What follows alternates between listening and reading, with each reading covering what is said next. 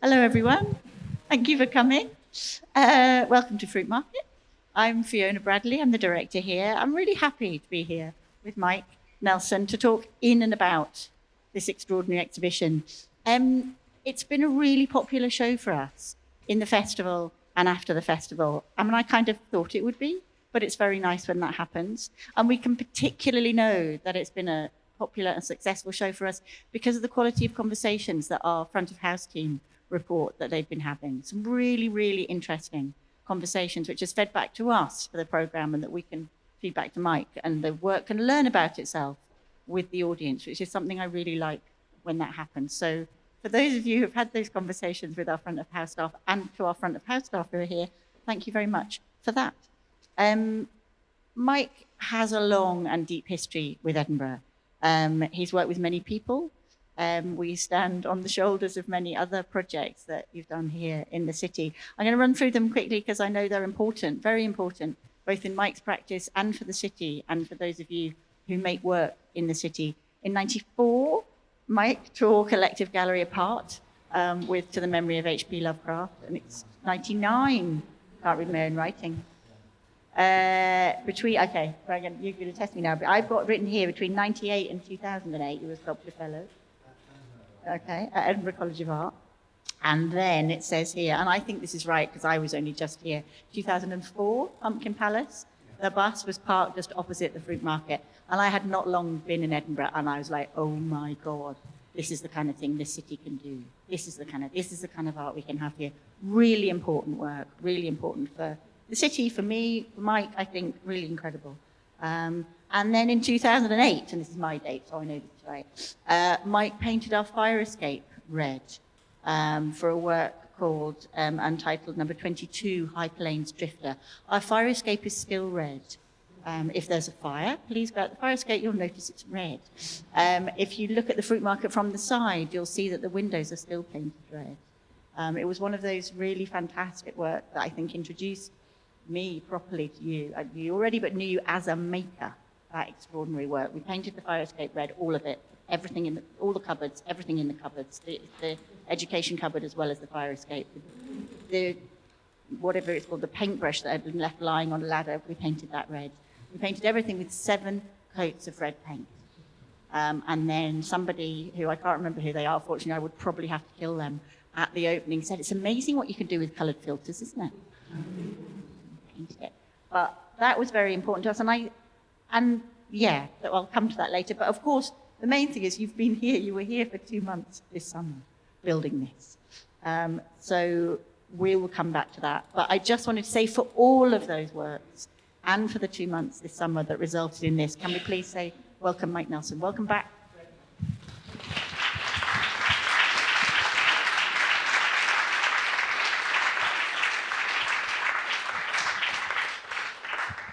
Mike and I are going to talk for just under an hour, and then Mike will stay around and is happy to sign copies of the Hayward catalogue.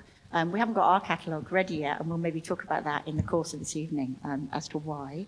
It's obvious as to why. We were so busy making it, now we have to make a book about it. But yeah, Mike's going to be around to sign some copies of Extinction Beckons if you'd like that, and if you'd like to continue the conversation. So I wanted to start, I suppose, with what we've been talking about making a show together for quite a long time, and what it was that unlocked that and made you be able to think about making a show. Having worked in Edinburgh a lot, having worked with other people in Edinburgh, made some really important shows, I think it wasn't until we built the warehouse that you began to think of something that might unlock something in this space for you.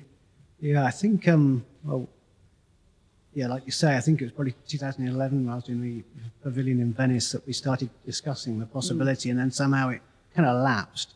And I think it was when I was preparing for the show in the Hayward, the sort of like, as you call it, a survey show or a retrospective in the Hayward, that I thought, you know what, I really want to go back to Edinburgh, because having spent the 10 years coming back and forth teaching up here and having made the works in the collective and opposite, in the sort of like the space opposite with the Pumpkin Palace, I really wanted to spend some time back here as well. But also, you know, if I'm really honest, when we discussed it before, I'd always found these two spaces quite difficult as a space to work with. And I was often drawn more to sort of more kind of complicated or complex spaces or found spaces to work with. And I seem to have had my fair share of those in the last few years. So when I came for a site visit and saw that there was this third space, and it's not so much the nature of the space, because let's face it, you can't really see much of it with what I've actually done to it. It was actually the fact that there were the three spaces somehow. It just added a sort of level of complexity to the possibilities that you could actually make here. So I think really that and the desire just to be back up in Edinburgh, to be quite honest. And also, I'd actually very much enjoyed painting the fire exit red, sort of like 2008. So, and that work was actually a work from 1992 that was reimagined, first in the ICA, then reimagined here for a group show. So I think, yeah, that's kind of what brought me back here. But and we decided, or you decided, that we would use the warehouse as part of the thinking for the work as well as the making of the work. Of course, because I mean, part of the problem with what I do, which I'm still kind of wrestling with a way to try and get out of, and I haven't really ever developed a studio practice, which we'll probably talk about later on. And I didn't have a studio for many years. In fact, when I was back in the 90s, I just had a pickup truck and a toolbox on the back, and that was really kind of like a mobile studio for me. And then I had a front room in Balham, which I rebuilt in the Modern Art Octa show 2004, which I then rebuilt again, sort of like in the retrospective in the Hayward show. And it wasn't until about 10 years ago that I bought a little old shop, a lease, like a long commercial lease on it in Crystal Palace, which is where I work from now. But it's a series of 4 small spaces with a small front door. You can't build anything in there. You can't really make anything in there. It's really just an office, a place where I think and sort of put ideas together and occasionally make a smaller sculpture or something. So when you offered me that space for 2 months, I mean, the possibility of closing that down to allow me to kind of produce an exhibition here fitted it in very well with my kind of working kind of method. In a sense, for years, I mean, it was a sort of financial thing years ago, so I couldn't afford a studio. And I looked at all my friends who were like working away, sort of like to pay for studios, but then they could never get in the studio because they were working. So they had it was a ridiculous sort of scenario. And at the same time, they'd go into it then and start redecorating it and putting shelves up. And then then the landlord would turn up and sort of like and take it back off them, sort of like thank you very much. So I thought, no, I'm not going to get a studio. I'm going to go from place to place and build stuff. And then I get the gallery space for whatever period, a week, a month, 2 months, 3 months, 6 months sometimes even, depending on the space. And I use that as my studio. So then I had this strange studio kind of practice, which was actually just nomadically moving to spaces and constructing things within them. So this was right up my street. You know, you're offering me a studio, like to construct the exhibition, of which to sort of make here. But of course, then it's, well, what are we going to make? Sort of, yeah, but the way, I suppose, early conversations we had, you know, the warehouse is how the building thinks. The warehouse is where the building starts. You know, the fruit market starts with the warehouse. The warehouse is an unfinished or an un-art galleried version of the fruit market. So in a way, I think it is the driver of all the ideas for the rest of the building. So it was very nice for you for this show to start there. And I mean, it seems incredible now. We have such a resolved exhibition. We're sitting in such a resolved exhibition. Upstairs is the most incredibly resolved thing. But when you moved into the warehouse, you didn't know what this was going to look like or what that was going to look like. Well, I did know to some degree. Well, you didn't tell me. No. Maybe No. Well, my old friend Tom, who used to, to make these exhibitions, I've had a big group of people over the years that have helped me and built them with me, sort of like and to whom I'm very grateful, and I think they've quite enjoyed it some of the time as well. And also the crew here, sort of like, as well as people who have more regularly worked with me. But yeah, sorry, where were we at there? Sort of like, we were, the fact that the show was dreamt up or appeared to have been dreamt up whilst working in the warehouse. Tom, who I used to work with years ago, used to say, you always know exactly what you're doing, but you don't actually ever always share it. Sort of like, because I'm never quite sure it's right. And I'm always kind of a bit kind of anxious that if I say it too overtly, then I have to do it and it might not be right. So I go kind of a step gently in a way, sort of.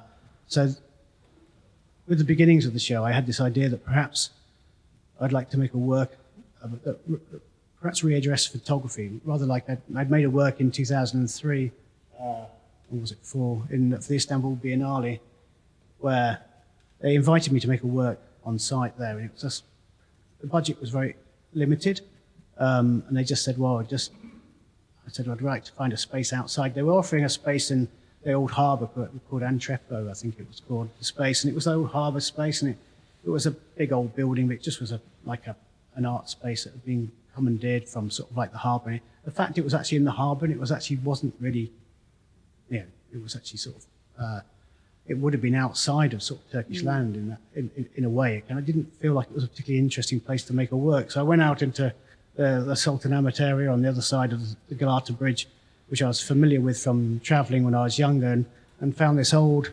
caravanserai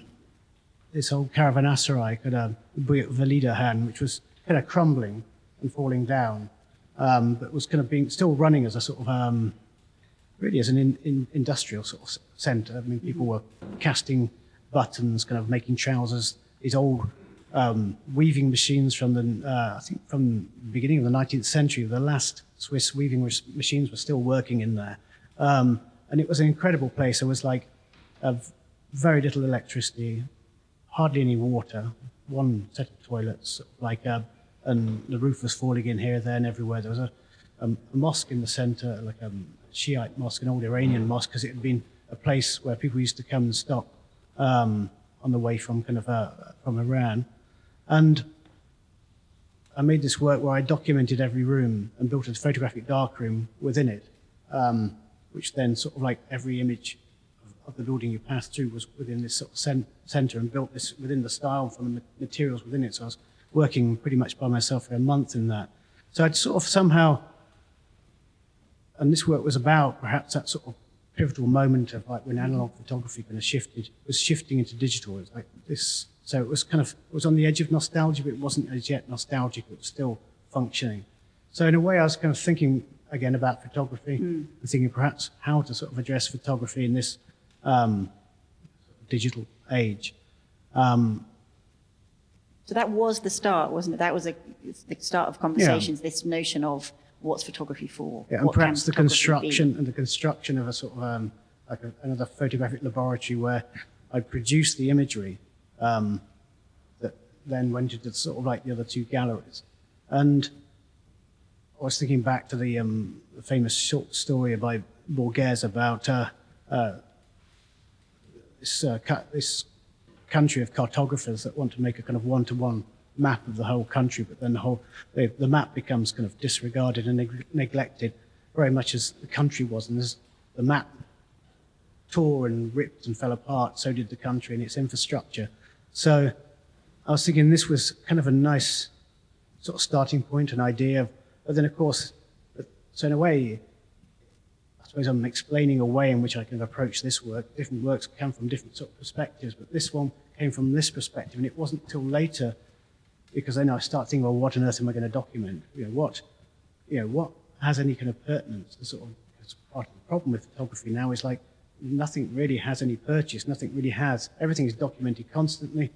Everything is visible. Kind of like there's kind of cameras everywhere. There's sort of like they're filming everything. You can take the quality of it. You can lift an image off anything. You can have anything. It's what is the point of kind of photography now? What could have some purchase, some relevance. And it wasn't until I was actually preparing for another talk, which I must admit I don't like giving talks, but every now and again I have to now. Thank you for doing it. And it was down in I think it was in Cornwall or something. And I was a project that I'd not actually made, but in my head I felt like I had made it. Almost the absence of it was almost more palpable than the actual presence that it might have even had, which was the work with Archangel in the Haygate estate back in 2013-14. And I thought I'm going to put this into the slide list of imageries because I think it is important. It's important to me. It's important that it didn't happen. It's important the ideas that it kind of produced. And And as I was going through these images that I'd taken in the preparation, because I'd been on site with this work project, call it what you will, sort of like for probably about 5 or 6 weeks. So I'd been in the building, documenting, taking photographs, measuring, sort of like finding, where the plaster, which was straight onto the concrete, so you cut into the walls to find where the actual big, because generally it's a low-rise kind of housing block on an estate that was condemned by the developers, which were sold to the developers by the then, the Labour Council of the time. And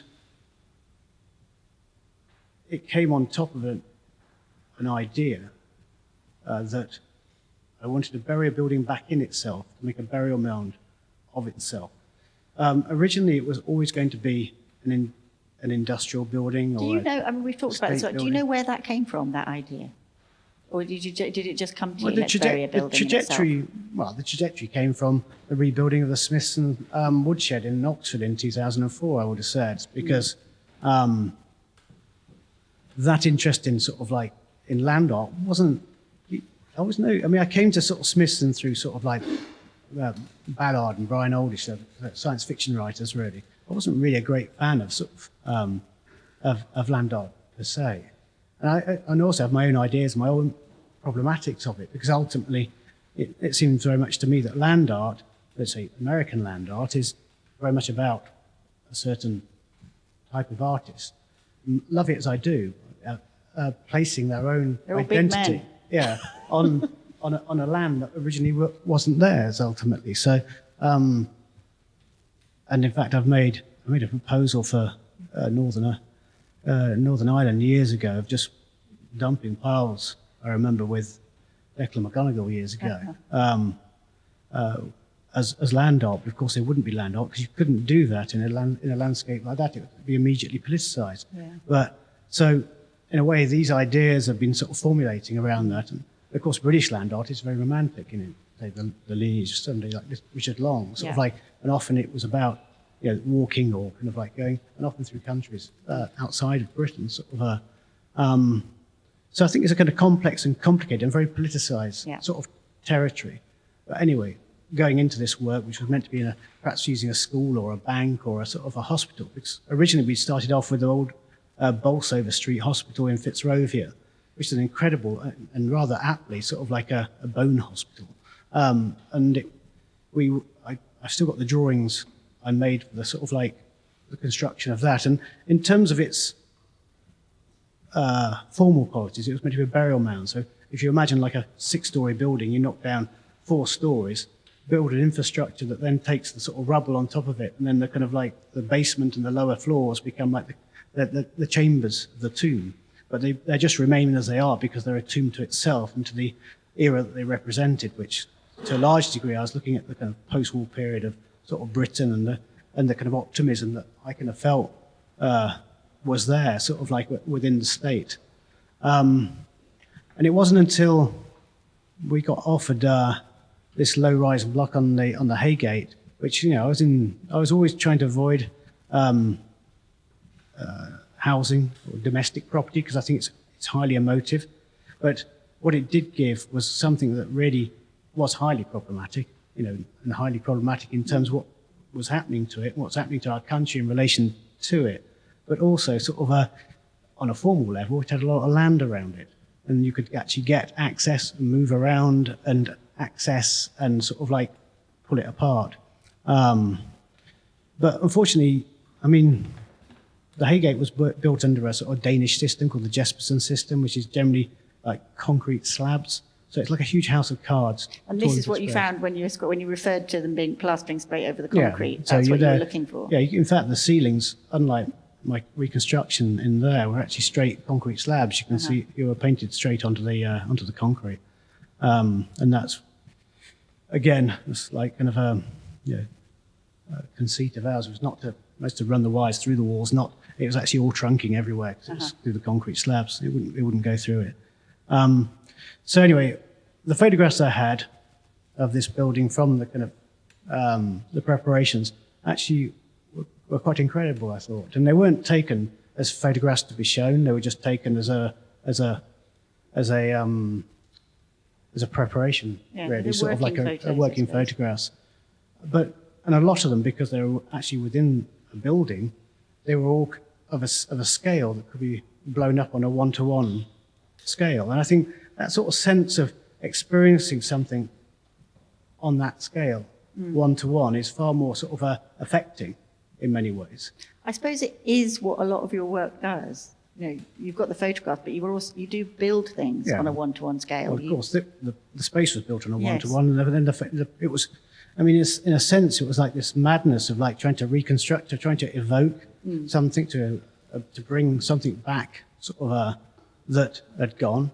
I mean, obviously in its physical term, but in terms of what it actually represented. Then to turn it into a kind of photographic studio, and that was sort of churning out imagery of itself. Yeah, because that's one of the first images you gave us, wasn't it? This sense that what if we can build something in the gallery where these photographs are being churned out and moved around, and that's one of the images I have in my head is of we can get onto the printer in a minute, but that sense that these photographs are going to be coming out of your practice, of your head, and into the building in a way. Yeah, and I think that sort of sense of trying to produce or to make or to conjure something kind of back up sort of was something which I thought was quite important. But also I thought I wanted to make something which had some sort of like and this was the problem at the beginning. I liked the formality, the idea of the map, of the sort of space, the one-to-one photograph, but again, going back to how can you make something that has any pertinence, any relevance, any meaning in the end? And I think this felt like, so often with making work that I want to make something that has meaning both within within a sense of world or our own histories, the history of the places we live and we exist within, and I wanted to have pertinence to my own history as well. And for me, this was something which had a crossroads of that, and it was both, it was something which was very affecting to me, both the vision of this demolished estate, but also the fact that it was kind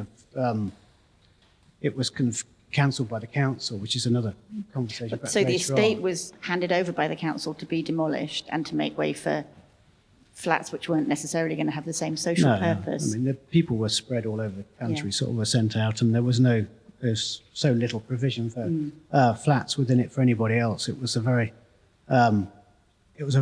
a very politicized and very sort of like complex sort of like situation. So you had all the photographs and you had a model of that work, but your work, it's not that, I think more, even you talking about High Plains Lifter that we made through there, your work does circle back on itself, doesn't it? We talk a lot in the gallery, it's an Ouroboros. It's a snake that eats itself. There's a circularity. I'm always going back to untrodden paths that perhaps were opened up before. And I think when I talk with students, often sort of like, I'm quite, I remember being a student and the difficulty of knowing what to make work about.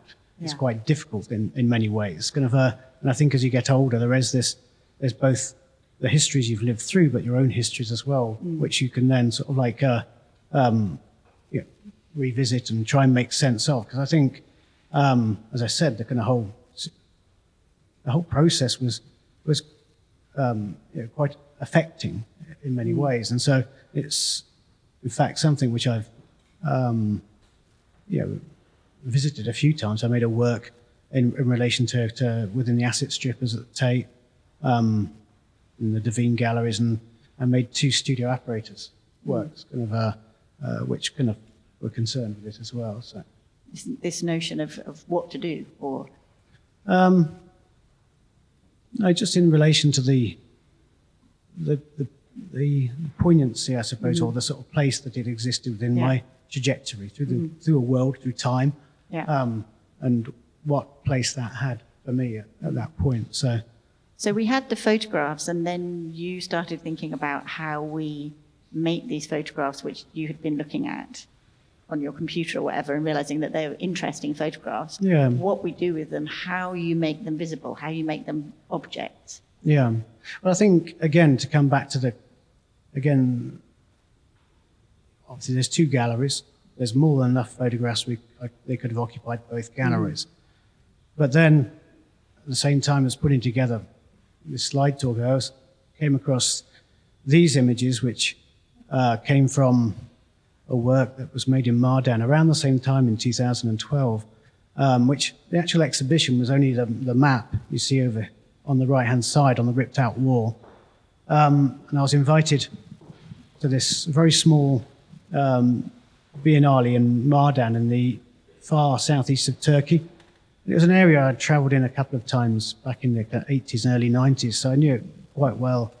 And I went out and really there was no sort of like particular expectation. There was no budget. They paid for a flight and a hotel and that was it. And so I just got a big map printed out of the city. It's a beautiful, incredible old city. I mean, and when I arrived there, the whole city was being excavated, but it was being excavated for piping, for drainage, for sort of like internet, for good things. Yeah, being renovated, really. Yeah, the amount of building work was kind of strange, and I couldn't quite work out why so much was happening at one point. And I still, to this point, don't really know completely why there was so much going on. But one can always, given the area of the world it's in, it's within the Kurdish area of southeast Turkey, which has historically had incredibly complex kind of difficult kind of history, and given the sort of like the president of Turkey at the time, and still is, of Erdogan, it was nothing happens without his sort of say so. And so, even though, to all intents and purposes, what was being provided was to the good of the majority of people, I would imagine, there was possibly a kind of an undercurrent, a backstory. So it seemed an interesting thing to document. So I went around the city documenting every sort of piece of building work, every trench, every sort of pile of rocks, every pile of gravel, which you'll see on the map there, sort of like noting down. This map I just was folded up and I was walking around, noting it down. So you were walking and noting it on the map. You weren't using the map as a sort of, I think we normally, maps are future things. You have a map of a city, you decide where you're going to go and you go there. It's a future tense thing. Yeah. Whereas that's a past tense thing or a present tense thing. You're in a street, well, you see an earthwork and you write it down. It's very present because in a way these things were soon to be covered. The piping was to be covered, the sort of the holes filled, the things bricked up. And it's, I suppose, in imagining this kind of exhibition, the idea of a sort of a building being demolished in London that disappeared, another one to come that's completely different, and then a building in a city in the far east of Turkey being sort of excavated, but then this moment, again, where I documented all the things that correspond to the sort of markings on the map, was going to be covered and buried and disappeared. So in a way, this sort of idea of what is interesting in a photograph, it struck me that the idea of that these both kind of all witnessed a certain moment in the two histories of these two places. And of course, in the history of your work, because the photographs of the Haygate were to enable you to make a work. Yes, I wouldn't probably have had access otherwise. No, and these photographs you never intended to show, or you didn't show when you made them. I took these, I didn't show them when these have just sat in a hard drive for years, since 2012. And, I was there 4 days and I just went and just documented sort of, and, these are just straight as they're taken. They've not been manipulated or straightened or anything. They're just as I took them. So, and again, I looked and I thought, well, these are kind of interesting. And also to go back to the kind of problematics of looking at social housing, perhaps, and a problematic project within social housing. This is also has its own problematic in terms of the gaze. The gaze of it's a very evocative landscape, a very evocative sort of like architecture. I mean, specifically, of what would have been thought of in the Levant, of the exotic somehow.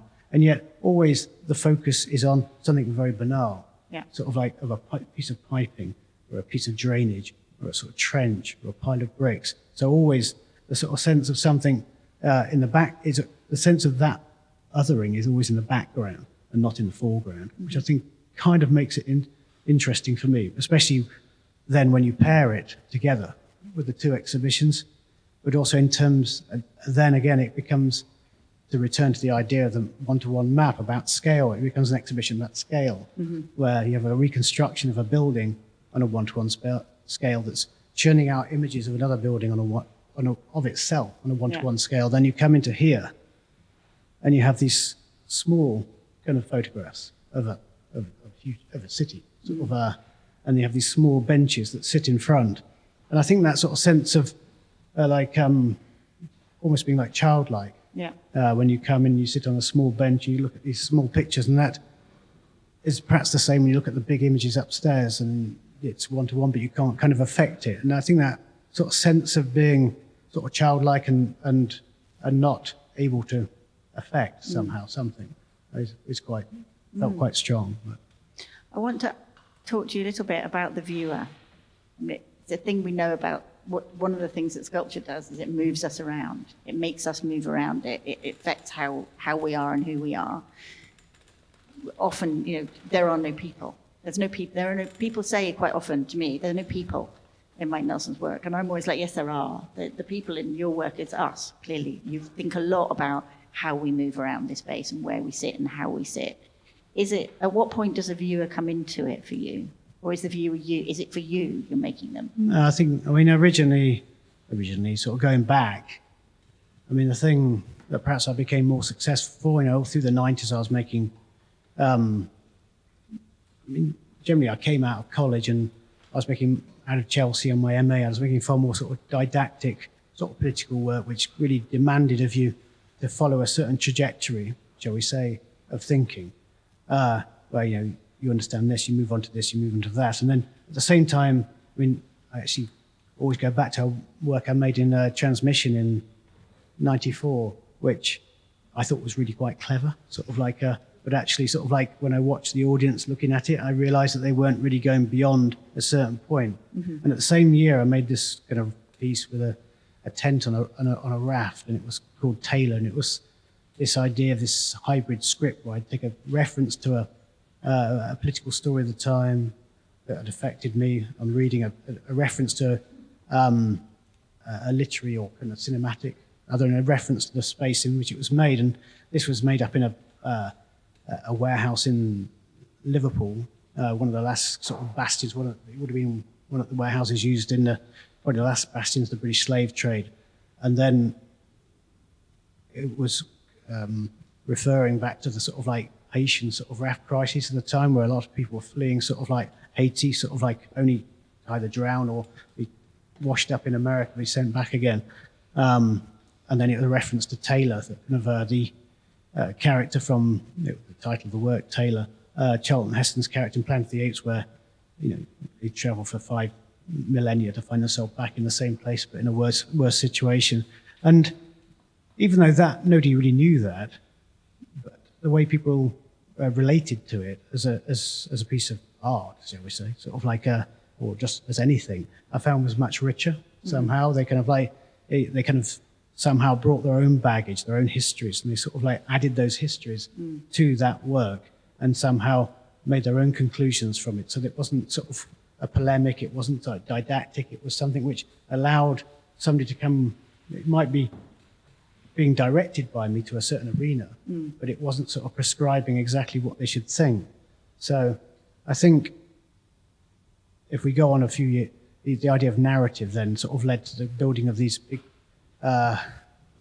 architectural constructions, like probably the work people most knew me for was the Coral Reef that was built in 2000, opened in January of 2000 in Matt's Gallery in the East End of London, where it was an equation, I suppose, of a literary structure to sort of like a spatial structure, and I took the writing the book. It's a sort of genre of sorts, but it was particularly in reference to a book by the Polish science fictional writer Stanislaw Lem called A Perfect Vacuum, where he wrote a book of reviews of non-existent books, where the first chapter reviews itself, but just argues it's part of the anthology of short stories. So what I did was to equate that into sort of like a structure of rooms. And these were based on receptions or minicabs, sort of like offices, which I was surrounded by in London at the time, where the first reception was a reception to an art gallery, but it was a fake reception to an art gallery, but then led you into a sort of the back of a minicab office, which was occupied people of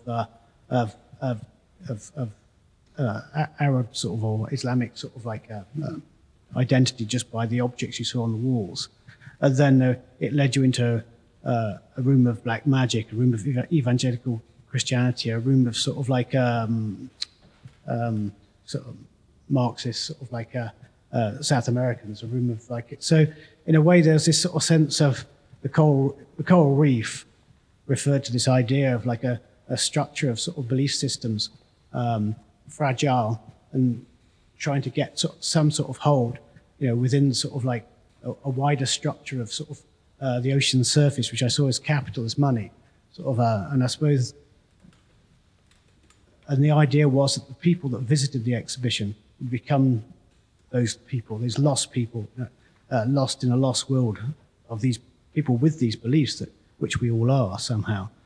So that was the beginning of working in such a way where I always imagine the visitor. I build these spaces for the visitor, and I said to you before, the idea that these spaces, well, such as the one, the flats in the warehouse, are constructed for you, for the people that come to see the exhibition. That's its only purpose. It didn't exist before, and in a way, that's still kind of, I find quite amazing that there was this space, and you enter into it, and it wasn't there. It's only been made for you. And I think, in a way, when those works really kind of function with the more architectural built ones, it's this sort of glitch almost, where the kind of the sense of reality mixes with the unreality, and you're somehow within something that you know is a construct, but your eye is telling you it's real.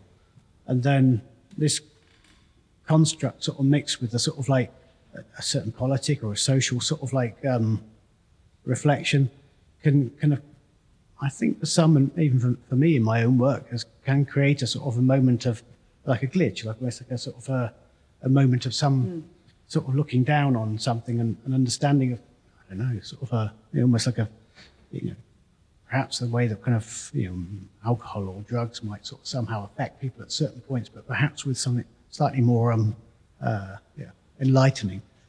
Yeah, I've never thought about your work in terms of the surrealist marvelous before, but there is something of that there, that sense that you're experiencing something very directly. It's moving through you, or you're moving through it. You're not necessarily thinking about it, you're living through it. Is there something about detail? Because you're one of the most, you have the finest eye for detail that I've ever met, but do you think on that tiny level of detail as well as the big picture of making these things? Well, that's why I build them. Otherwise, you just get some set builders to make it ultimately. So, but I enjoy it. Talk to us, what is the difference between how you do it and how a set builder might do it? Well, I don't know. I'm not a set builder, so I'm sure. Not wishing to diss set builders. I'm sure there's some brilliant set builders, I imagine. But obviously, sets are built for cameras, and so what the camera doesn't see, it doesn't really mind. No. Whereas when you walk into a space, you're very much aware of that space. And you've talked about them not being a mock-up, not being a facsimile, not being a set design, but being an evocation or a. Well, I think, because I build them and I kind of find the material and I find the objects and I find the doors and I find the bits of timber and the kind of the skirt, all the bits and pieces to build it out. And they're not the bits and pieces that were in the actual flats. It's not. That interests me. They're objects which have lived a similar life or been around at a similar time, but they don't have to be. It's not a faithful reproduction. No, it's about I suppose evoking or like bringing something which will empathize or bring empathy, sort of like from the people within it, sort of like but I think, yeah. I mean, that's where the pleasure comes in, though, isn't it? That's why I mean, for me, I enjoy building, making things. It's, I mean, we talk about the ideas and these kind of, the histories of these places and my trajectory through them and whatever, and the effect on the people. But also there's a degree of the fact that I like to do it. You know, and it's like I like making these things and also making them with other people and with institutions. It's a sort of so there's a selfish aspect to it as well.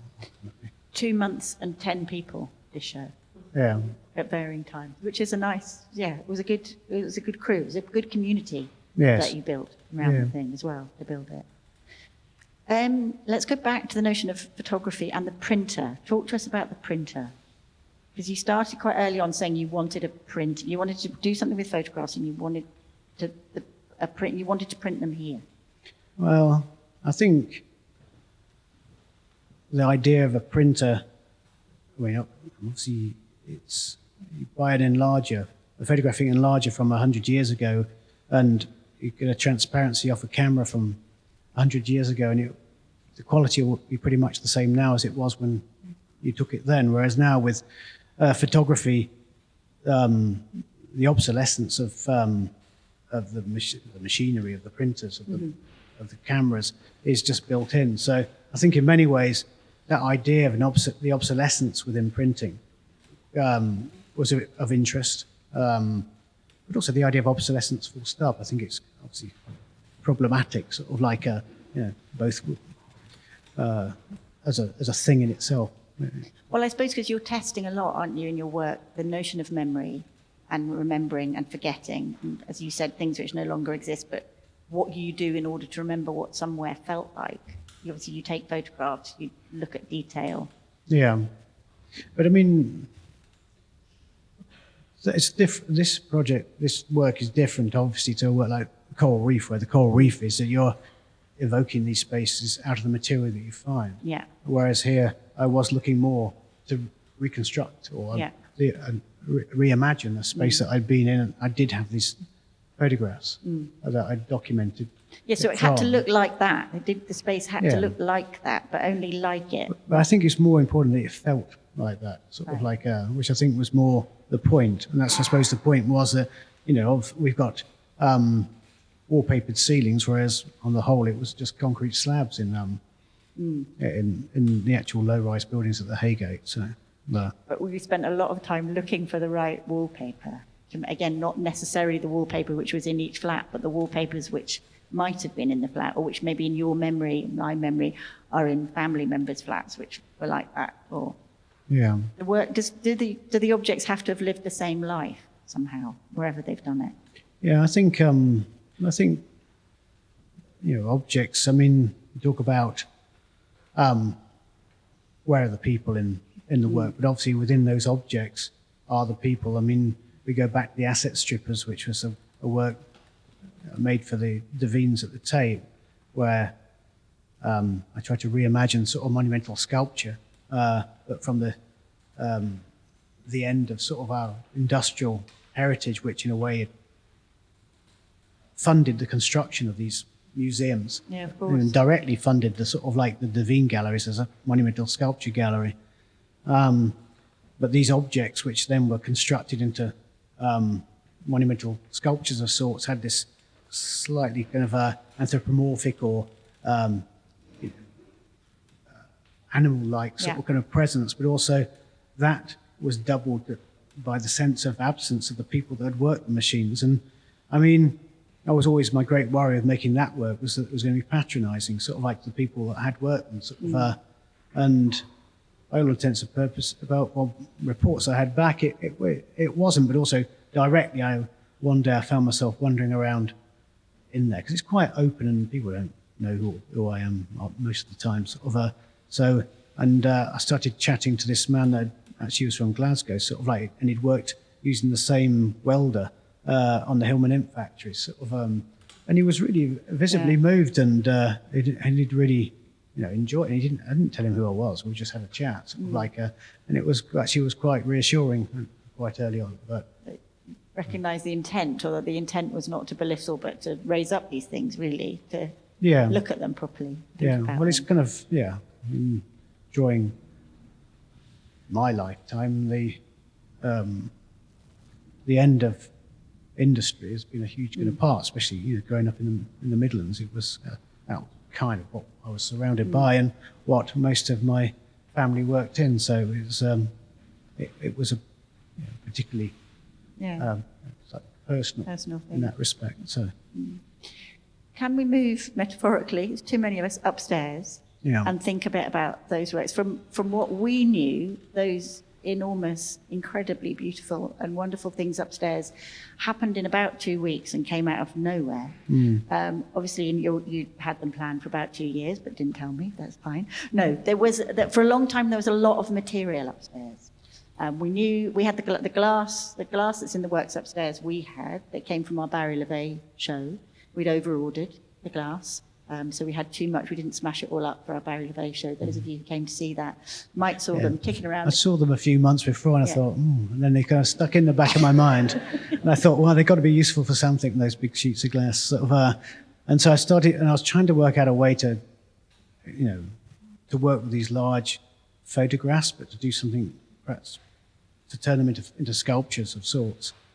And then, obviously, I started thinking perhaps about the Duchamp, the large glass, and I thought, well, I could make a sort of really ad hoc, sort of like version, and do it in a very sort of rudimentary way by just taking big timbers, routering up a sort of like a section, a groove into it, and attaching it to an offcut of girder, and then pulling them together with some old, which I knew I had because I got them off the. There was something I didn't use on the asset strippers. It came off. You asset stripped yourself. Yeah. They were. I'm always doing that now. Sort of like a.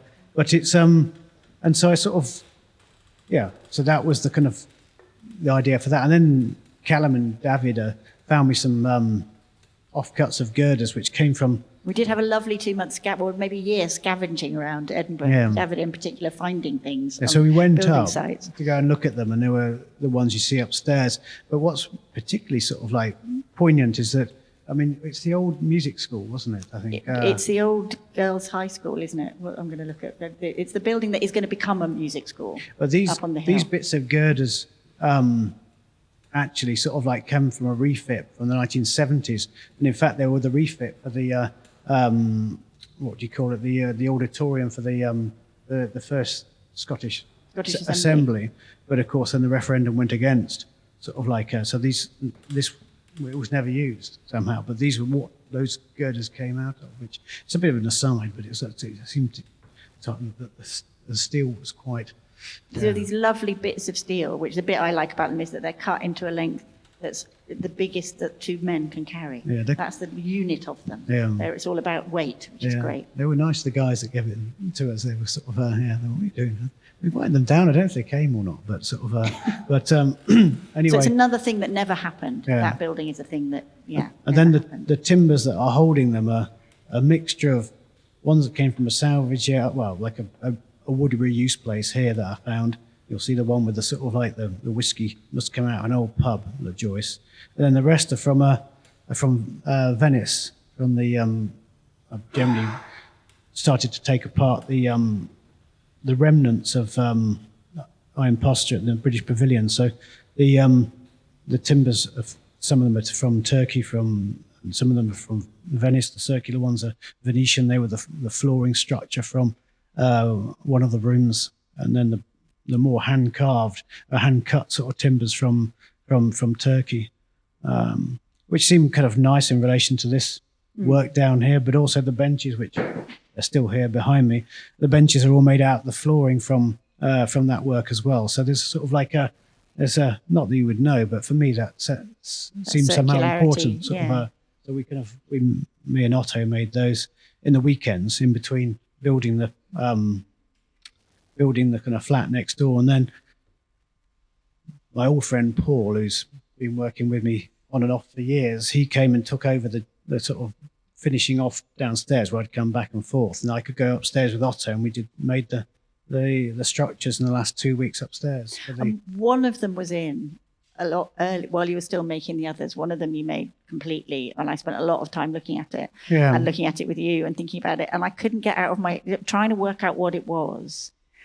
They look like grave markers, they look like all kinds of, but I couldn't help. They're a category error. They don't know what they are, which I like on a small. And a lot of the shows in my program here have involved small objects which don't know what they are, and the sculptors who don't quite know what they're for, and the audience. And I've never done it on that scale. I've never seen something which doesn't quite know what it is that's that big. I was talking with Andrew about that just after it opened, sort of and it wasn't something I specifically. But that's the thing with making work like this. I don't you turn up 2 months before it's going to open, and you don't really quite know what you're going to come up with, really. You've got a vision and sort of an arena within which you want to work, and there's certain things you want to push the work towards and to sort of like, but you don't quite know what's going to, and that's what makes it interesting for me, and I think interesting for people working on it as well, often sort of like, because it's, there's a lot of input from a lot of people, ultimately sort of, and those works upstairs, I'd had a very simple idea of how to make them. I didn't try it out. I just thought, well, that'll work, I think. And we turned up, and it did, yeah. So, I think it does. I mean, they're standing up anyway. So, they stand up, and I think now the more time I spend with them, they're portals. I think that's what they are.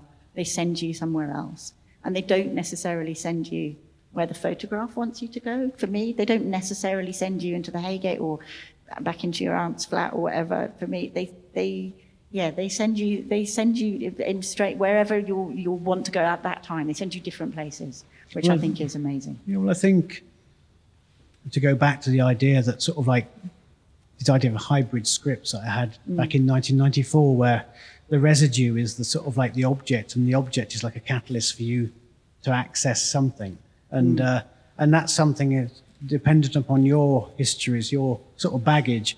And I think perhaps that's where this work departs from the sort of like the places of which it refers. It always will refer and be trying to make sense of a certain moment and a certain sort of a state, a certain city at a certain moment. But it also is about, it hopefully, brings, something for the viewer to sort of make sense of other things that perhaps it touches upon in their own lives, and which I think in a way makes it a more successful. But I don't know. I mean, the people can be the judge of that ultimately. We are so nearly out of time, but I would be remiss, because I'm always interested in how work changes as it is somewhere, how the world changes around it, and I think we have to talk about the Cross of St. George. Yeah, I was going to say we have to talk about why it's in there in the first place, and what's happening to it, and why it links upstairs and downstairs. Talk to us about St. George. Well, these are two objects I found in a junk shop in Crystal Palace, as is my natural habitat. Yeah, exactly. Sort of, and they were like, immediately I'm like, bloody hell, what are they? And this is like, we're going back 6 months now, and they were there for a while. I thought, well, nobody's going to buy those except for me, because I'm sort of kind of curious, because they're such a problematic object in many ways. And they obviously came from some theatrical performance from the 1940s. Looking at the timber, the screws in it, they must be 70, 80 years old. So I don't think there's anything particularly sinister in what they were made for. They were just made for probably to decorate some castle on a stage somewhere. Sort of.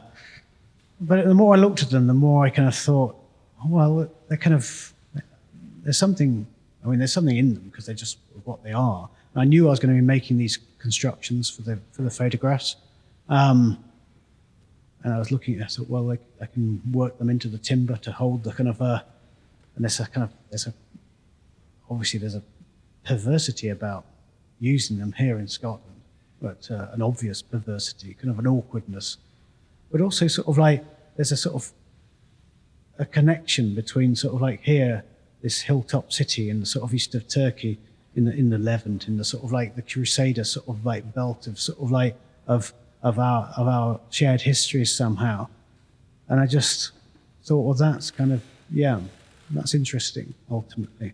And this was even before I realised that the steels holding it up are from the sort of like The Scottish Assembly. the Scottish yeah. Assembly, sort of. But Yeah, so there is something, obviously, that's about around the Cross of St George that is associated with English identity in a not very good way and a getting worse way, in my view.